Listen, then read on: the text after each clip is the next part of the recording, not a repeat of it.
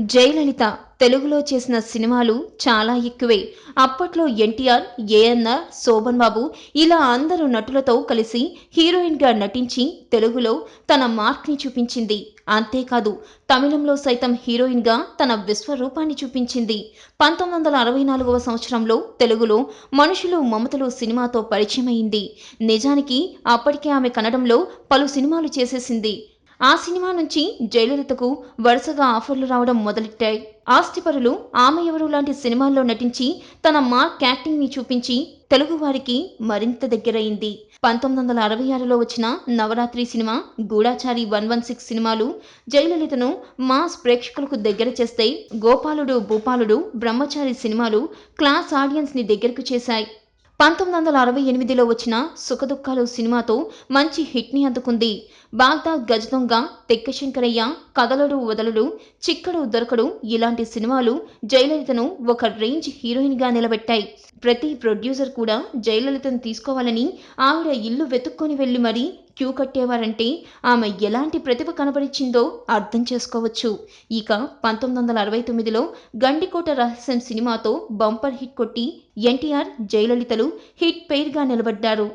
ఈ సినిమాలో జయలలిత డ్యాన్స్ కోసం ఆడియన్స్ ఎగబడ్డారు అంటే అది అతిశయోక్తి కాదేమో.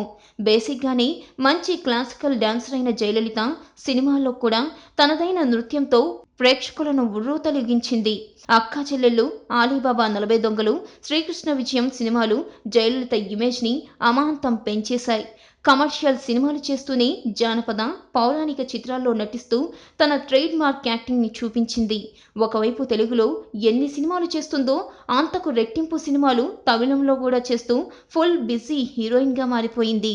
సెకండ్ కూడా ఖాళీ లేకుండా ప్రతిరోజు షూటింగ్లో పాల్గొన్న ఏకైక హీరోయిన్ జయలలిత అని బల్లగుద్ది మరీ చెప్పొచ్చు. 1970లో జయలలిత చేసిన సినిమాలు ఆమెను తారా స్థాయిలో నిలబెట్టాయి.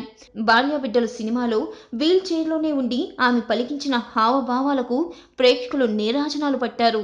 ఈ సినిమా నుంచి ఫ్యామిలీ ఆడియన్స్లో జయలలిత ఒక ప్రత్యేకమైన స్థానాన్ని సంపాదించింది. శ్రీకృష్ణ సత్య సినిమాలో శ్రీకృష్ణుడు వేషం వేసిన ఎన్టీఆర్ సరసన సత్యభామగా తన పొగరును చూపిస్తూ ప్రేక్షకులను రంజింపచేసింది. 1972లో అక్కా తమ్ముడు, దేవుడు చేసిన మనుషులు, డాక్టర్ బాబు లాంటి సినిమాలు జయలలితకు మంచి పేరును తెచ్చిపెట్టాయి. 1973లో ప్రేమలు పెళ్లిళ్ళు సినిమా తర్వాత తెలుగులో కొన్నాళ్ళు బ్రేక్ తీసుకుంది జయలలిత. ఆ తర్వాత 1980లో నాయకుడు వినాయకుడు అనే సినిమాలో నటించింది. ఇలా జయలలిత బ్లాక్ అండ్ వైట్ సినిమాల దగ్గర నుంచి ఈస్ట్ మన్ కలర్ సినిమాల వరకు నటించి తమిళనాడు ముఖ్యమంత్రిగా ప్రజా సేవలోకి వెళ్ళింది. అందరినీ ఆదుకునే అమ్మగా అక్కడ ప్రజల గుండెల్లో చిరస్థాయిగా నిలిచిపోయింది.